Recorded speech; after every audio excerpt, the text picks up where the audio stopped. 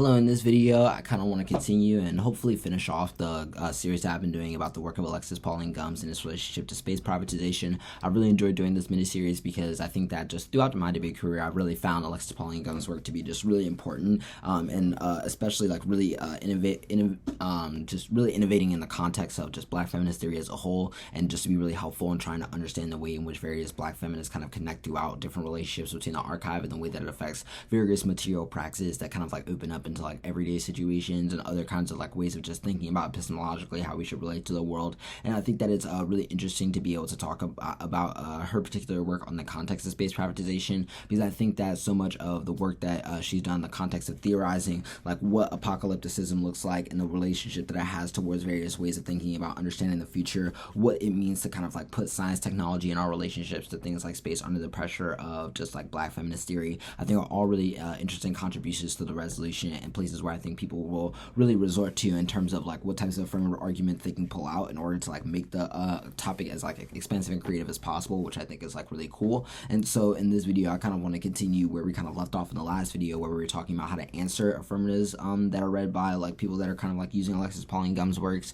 and being able to talk about like specifically the way that relates to reading critiques, counterplans, and disads. I've had a really good time doing this series so far, and in the last video, which you should watch if this is like your first time tuning into the series, was really in depth about the way that questions of like the case debate and framework and T operate, and what your general priority should be against these affirmatives, and where you should kind of be isolating your offense. And so in this video, I kind of want to continue talking about this in the context of criticisms, counterplans, and disads in order to kind of like finish off the totality of like what I think all the negative strategies could be.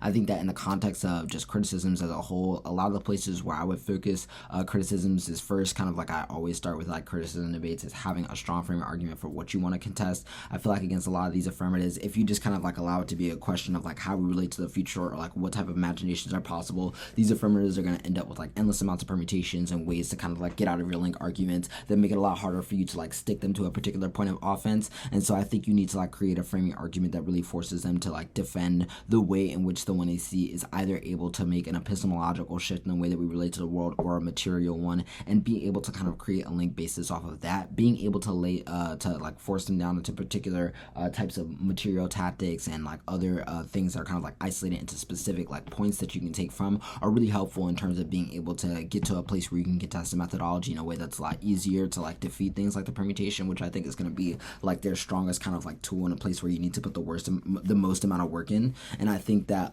when you're trying to figure out the way that you can kind of build a framing argument like this, I feel like obviously with things like the CAPK and other arguments that are really based on like why particular forms of organizing are important, it is like kind of like easy to pull from because they have such a focus already on why materiality is important. But I definitely think that, for instance, asking questions about the relationship between Gumbs' work and like its epistemological relationship to things like the human and like other kind of like forces of like structural violence, whether it be anti-blackness, settler colonialism, etc., can all be kind of like litmus tests for you to be able to generate offense outside of their ability to kind of like use some of this external offense about like where the permutation and net benefits and creative uses of them come from. I think that kind of combined with the kind of like earlier comments that I was making yesterday with like the critiques that you kind of need of like how survival and the kind of like theorizing of the idea of being able to constantly overcome the present and kind of be the like everlasting like essence of like what is kind of excessive to like civil society, the human, etc., can like often operate as a way to kind of romanticize narratives of anti-blackness and leave out the kind of like violent places of the archive where it's easier to, where it's like harder to kind of like retrieve like the names that are lost, etc. And I think that there are a lot of really interesting ways in which you can kind of attend to that as a critique of the way in which like Gumbs is kind of relating to methodology specifically on the space resolution. And I think that kind of allows you to really open up a lot more like sets of like what these criticisms could be. Because I feel like in that context, you have access to both these kind of structural criticisms I laid out before in terms of like settler colonialism, Afro-pessimism, but I also think have access to being like things like the Academy K and other arguments, which are really essential, which are really essential to being able to kind of like understand like why these particular points of offense are really so like poignant in terms of like why it's in terms of like how they connect to your framework debate and why they kind of don't get access to the permutation. Because then I think when you get to places like the permutation, you have a lot lot easier time trying to like indict like why there are specific kind of portions of the as epistemology that couldn't like be able to like co-opt or absorb the negative position enough for them to be able to get access to the alternative, and thus kind of like bankrupting a lot of the net benefits that these teams are, I think, going to be comfortably set in reading. I then think that when you kind of go into a counterplan and disad place, this is where debates get really funky. I definitely feel like at a kind of like top level basis, you really want to get a strong stance early on in the debate about how they're kind of like relating to governmentality and what their critique of governmentality is. And I think that there would be really interesting places, arguments for you to kind of be made about why the idea of like apocalypticism isn't as useful in terms of being able to produce like a way for us to theorize political solutions than like the kind of like vantage point of which like you're kind of like theorizing through in terms of like particular like political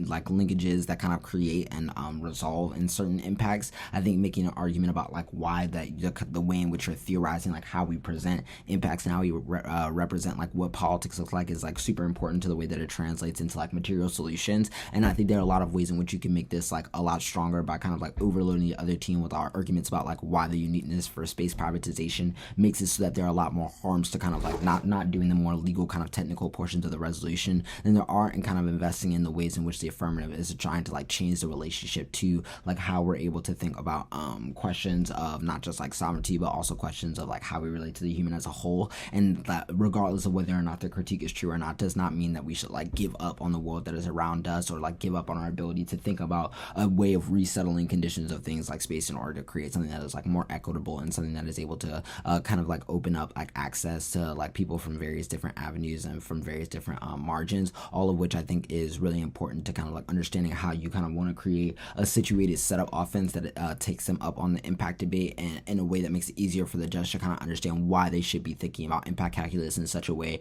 that makes them think that your kind of like way of presenting like political details and your way of presenting the particular harms of the resolution as important places to value instead of kind of like this thought of like imaginative freedom that exists more so on the margins of how they're evaluating like what is important in their context context of politics, etc. All of which I think are ways in which you can like frame a lot of the concerns that this affirmative wants to make specifically, and the ways in which it kind of wants to freak things like the counterplan and decide like a little bit more outside of the debate because of like the more pragmatic route that I think you can take with the way that you're justifying whatever argument you decide to read. Hopefully this video is helpful for you, and hopefully you'll be able to tune in to more stuff that I'll be doing with space privatization and other series. And yeah, thank you so much.